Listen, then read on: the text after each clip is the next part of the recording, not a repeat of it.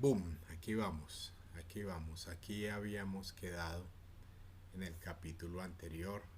Entonces hablábamos de nuestras sustancias puras, nos ubicamos en la parte de los compuestos y entonces esos compuestos decíamos que están formados por varios elementos y esos compuestos que están formados por varios elementos los denominamos moléculas. Para llegar a esas moléculas debíamos pasar por las reacciones químicas y sus dos grandes componentes, reactivo y producto. Dentro de esas reacciones químicas pues también vamos a decir el estado en el cual se encuentran las moléculas intervinientes y resultantes y puede ser en estado acuoso, sólido, líquido o en estado de gas, y entonces acá ya tenemos nuestra reacción química balanceada y estamos discriminando el estado en el cual se encuentran esas moléculas intervinientes y resultantes.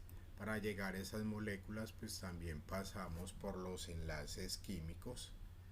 Hablamos del iónico, el covalente, metálico, mixto y finalmente entonces encontramos moléculas de este tipo. En este caso estamos hablando de una molécula orgánica, tetrahidrocannabinol, de moda en esta época porque se está legalizando para extraer medicamentos.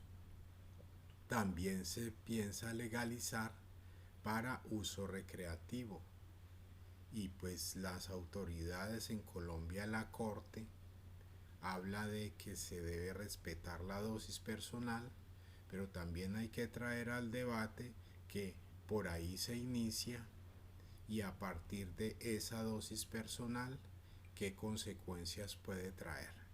Es como hablar del alcohol. El primer trago, consúmalo, pero luego se vuelve adicto al alcohol y las consecuencias. Entonces no es cuestión de simplemente legislar, sino de ver consecuencias de esa legislación. Bueno, entonces de igual manera nosotras seguimos hablando con nuestras moléculas y entonces vamos a retomar lo que tiene que ver con esas moléculas inorgánicas y cómo se nombran, dónde están presentes, pues en la cotidianidad, en aquello que a veces nos prohíben pero lo hacemos escondidas y finalmente se termina aceptando. Entonces entre esas moléculas inorgánicas vamos a encontrar grandes grupos como son los óxidos, los hidróxidos, los ácidos, las sales y los hidruros. Para llegar a ellos pues también nos toca emprender el viaje por determinar algunas apartes que contienen, como es el número de oxidación. Ya ustedes conocen algunas de las normas para lograr obtener ese estado de oxidación. Aquí hay algunas de ellas.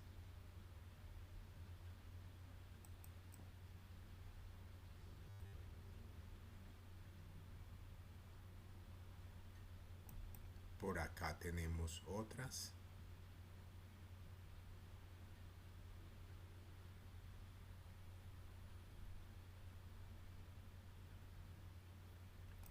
Para complementar, pues dejaré el enlace de unos videos que les pueden ayudar a encontrar más fácil o a complementar la información que estoy proporcionando por acá.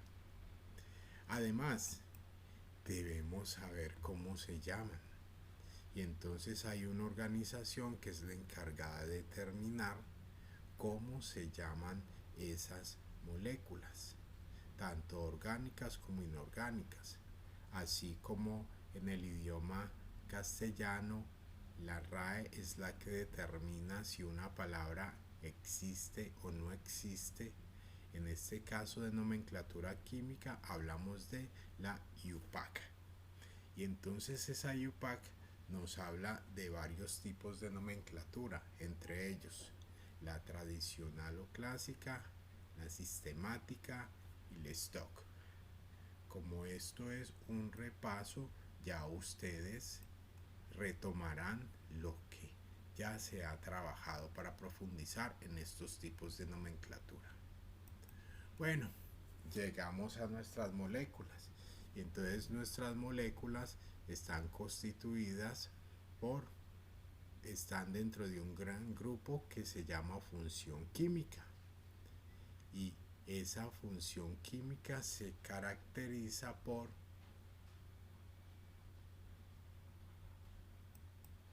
que cada una de sus moléculas contiene un grupo funcional.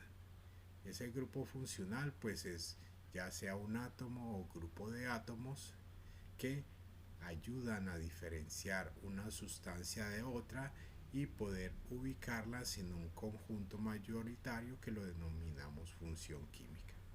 Así como acá tenemos muchas frutas haciendo analogía entre función química y grupo funcional, tenemos acá muchas frutas, pero se van a destacar unas que, por ejemplo, en este caso es de la familia de las rutáceas y que también las llamamos cítricas porque tienen una característica específica, tienen un sabor cítrico. De igual manera, solo para mencionar dos familias, aquí encontramos las solanáceas. Las solanáceas, al grupo de las solanáceas pertenecen, entre otras, la papa y los chiles. Entonces, si vamos al caso específico de los chiles, ¿por qué se caracterizan? Pertenecen a una gran familia, pero tienen una característica específica que es lo que denominaríamos el grupo funcional. Volviendo a nuestras moléculas, entonces tenemos funciones químicas con sus respectivos grupos funcionales: óxidos O-2, hidróxidos OH-1, ácidos H+1, las sales catión y anión. ¿Qué es un catión y qué es un anión? Eso nos invita a uno de los desafíos en los cuales siempre nos invitan a reforzar esos conocimientos previos. Acá volvemos nuestro gran grupo. Entonces tenemos óxidos y dentro de los óxidos tenemos dos grandes grupos de óxidos. Tenemos los óxidos básicos y los óxidos ácidos. Hoy abordaremos esos óxidos. Y entonces nos dicen que son binarios. ¿Qué quiere decir eso? Constituido por dos tipos de átomos. Reacciona un elemento químico de la tabla periódica con el oxígeno. Y ese oxígeno va a tener estado de oxidación -2, como nos estaban diciendo por acá. El oxígeno con estado de oxidación -2, excepto en los peróxidos. Entonces volvemos acá a nuestros óxidos. Y también hacemos la invitación a los desafíos constantes. En el glosario no es solo definir la palabra, es contextualizarla.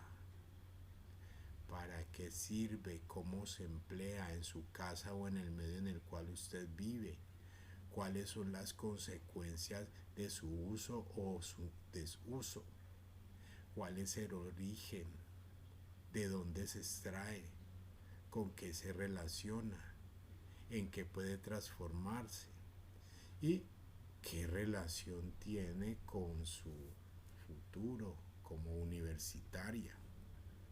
Y además, importante, incluir imágenes y citar las fuentes. Seguimos con nuestros óxidos. Contextualizando óxidos.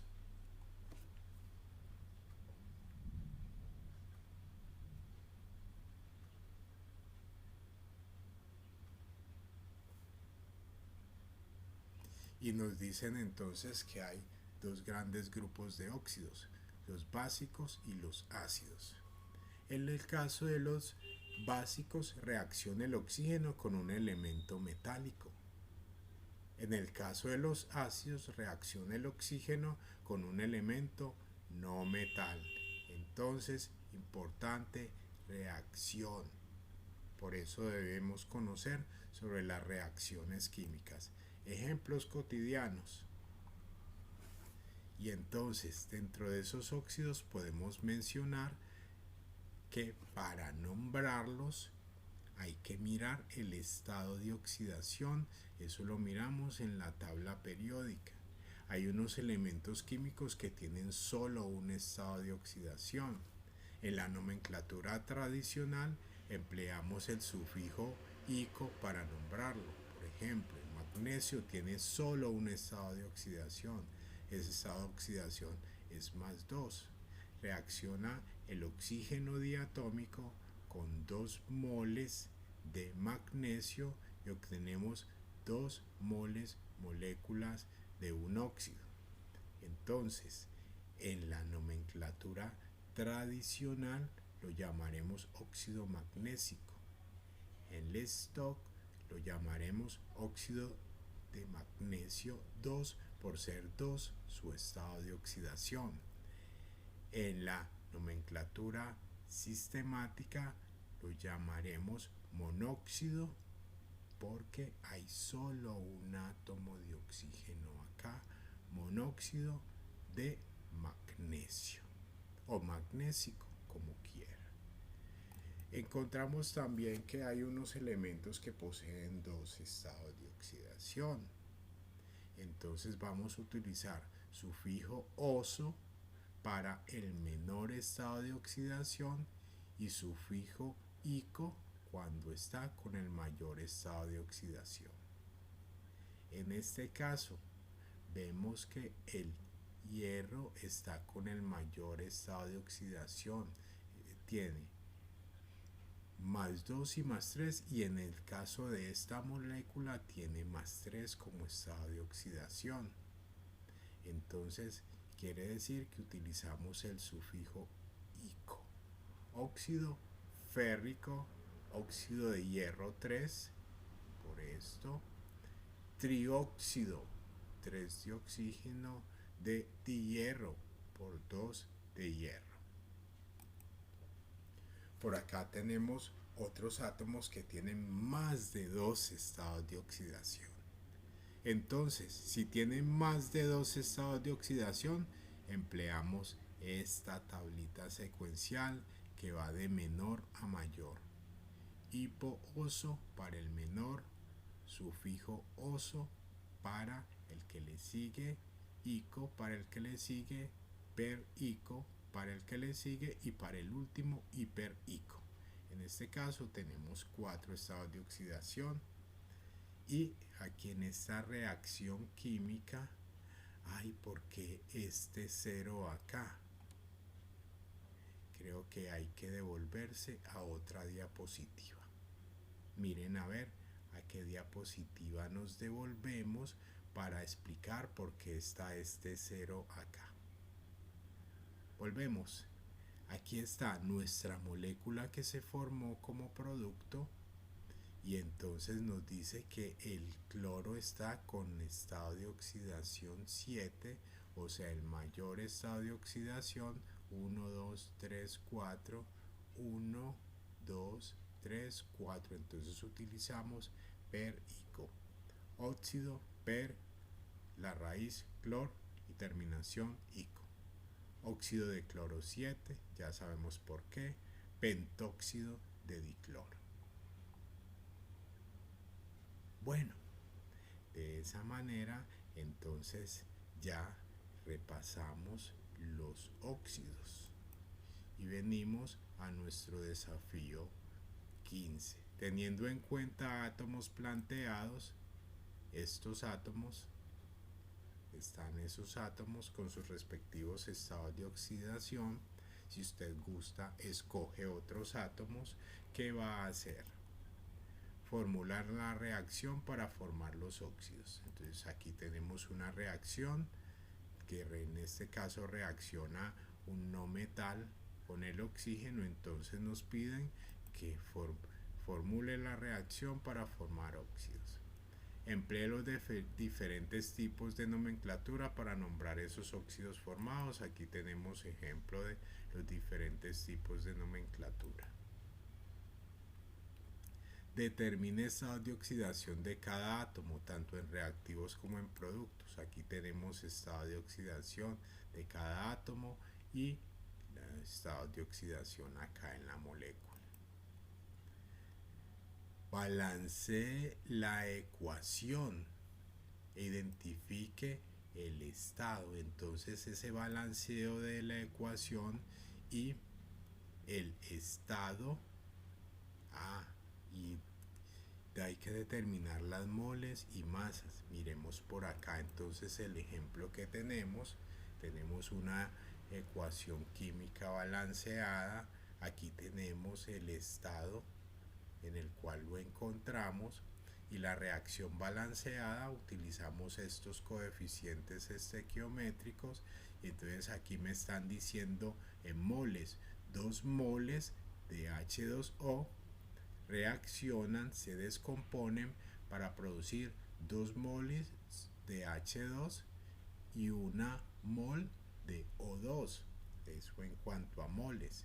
Y ahora en gramos, decimos que 36 gramos de H2O reaccionan para producir 4 gramos aquí de H2 y 32 gramos de O2 para que me quede balanceada la ecuación.